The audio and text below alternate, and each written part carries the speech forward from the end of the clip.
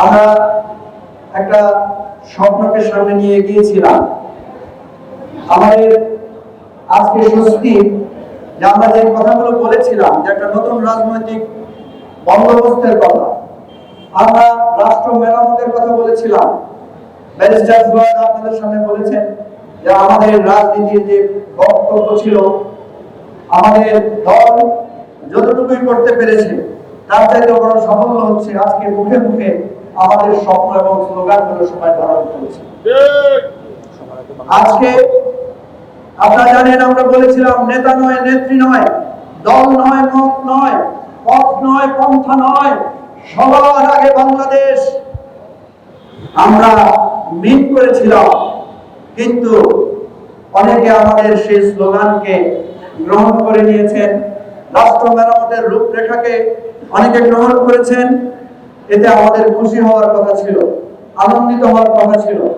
দুর্ভাগ্যজনকভাবে আমরা দেখছি যারা এই স্লোগানগুলোকে ধারণ করেছেন তারা আসলে হৃদয় দিয়ে ধারণ করেন নাই।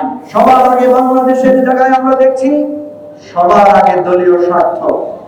আজকে আমরা দেখছি সবার আগে নিজেদের কৌশল এবং প্রতারণার ফাঁদ। আজকে আমরা দেখছি শহীদের রক্তকে অস্বীকার করার প্রবণতা। আজকে আমরা দেখছি আমাদের জুলাইয়ের অভ্যুত্থানকে ইচ্ছায় অনিচ্ছায় আকারে ইঙ্গিতে হেয় প্রতিপন্ন করার একটা অভিনব ভূমিকা। আমরা কি এতে দমে যাব? আমরা কি এটাকে বিনা চ্যালেঞ্জে ছেড়ে দেব? আমরা বিনা চ্যালেঞ্জে ছেড়ে দেব। স্বপ্ন আমরা দেখিয়েছিলাম, যেই যাত্রা আমরা তিল করে শুরু করেছিলাম, যে প্রত্যাশাকে নিয়ে আমরা একটা নতুন পতাকা, নতুন স্লোগান, নতুন একটা রাজনৈতিক দলের সূচনা করেছিলাম। আমাদের জীবনের প্রত্যেকটি মুহূর্ত, সময়, শ্রম, ঘাম মিলিয়ে দিয়ে আমরা সেই স্বপ্নকে সফল করব। আজকের এই ষষ্ঠ প্রতিষ্ঠা বার্ষিকীতে এটাই আমাদের অঙ্গীকার।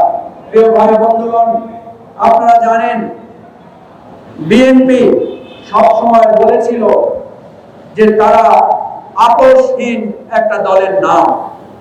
আমরা দেখেছি বেগম খালেদা জিয়াকে অনেক অত্যাচার করা হয়েছিল, অনেক নির্যাতন করা হয়েছিল, অনেক ভয় ভীতি প্রলোভন দেখানো হয়েছিল, কিন্তু তিনি কারো কাছে মাথা নত করেন নাই।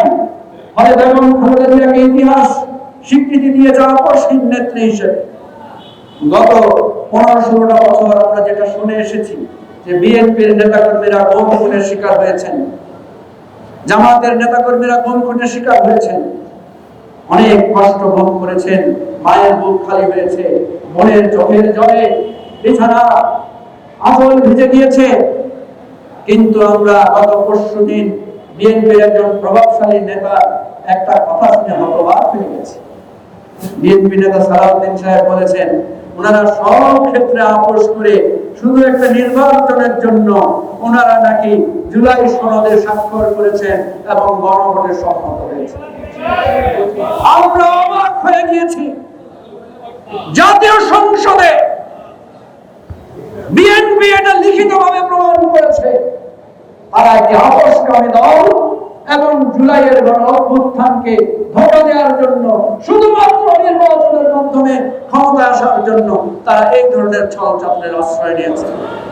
আমরা বোধ করছি বাংলাদেশে আজকে নতুন রাজনীতি, নতুন রাজনৈতিক বন্দোবস্তের যে আলাপ চলছে সকল মহলে, বিভিন্ন রাজনৈতিক দল থেকে এবং বিভিন্ন প্ল্যাটফর্ম থেকে, ইভেন মূলধারার পুরাতন রাজনৈতিক আমলের যারা আছেন তারাও আজকে নতুন রাজনৈতিক বন্দোবস্ত নিয়ে আলাপ করছেন এবং কথা বলছেন।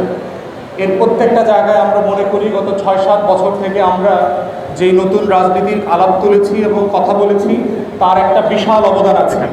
সেবা এবং সমস্যা সমাধানের রাজনীতি, ইস্যু ভিত্তিক রাজনীতি, পুরাতন আমলের রাজ পরিবারের ইচ্ছা অনিচ্ছার বাইরে গিয়ে জনগণের আকাঙ্ক্ষাকে কেন্দ্র করে যে রাজনীতি করবার জায়গাটা, সেটা নিয়ে আমরা গত 6-7 বছর ধরে কথা বলেছি এবং সেগুলো আজকে বাংলাদেশের মূল ধারার আলোচ্য বিষয় হয়ে গেছে এবং এই জায়গাগুলোতে এবি পার্টির অবদান অনস্বীকার্য।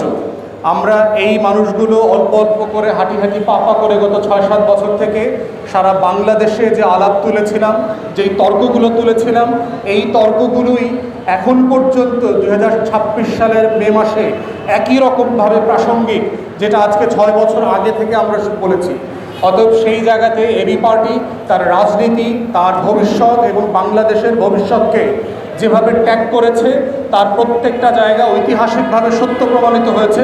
এবং এবি পার্টির এই সেবা এবং সমস্যা সমাধানের রাজনীতি, ইস্যুভিত্তিক রাজনীতি, কল্যাণ রাষ্ট্র গঠনের রাজনীতি, পুরাতন বন্দোবস্ত থেকে ফিরে এসে বাংলাদেশকে সাম্য, মানবিক মর্যাদা, সামাজিক সুবিচার এবং সংস্কার বিচারের আলাপের মধ্য দিয়ে একটা নতুন বন্দোবস্তের দিকে নিতে হবে। এবং সেই বাংলাদেশটা গড়বার যে লড়াই আমরা সবাই মিলে শুরু করেছি, সেই লড়াইটা আমরা সবাই মিলে চালিয়ে যাব ইনশাআল্লাহ। ষষ্ঠ প্রতিষ্ঠাবার্ষিকীতে আমরা আমাদের নেতা কর্মী, শুভানুধ্যায়ী, শুভাকাঙ্ক্ষী যারা আছেন দেশে বিদেশে সবাইকে অসংখ্য ধন্যবাদ এবং কৃতজ্ঞতা জানাচ্ছি, যারা এই লম্বা সময়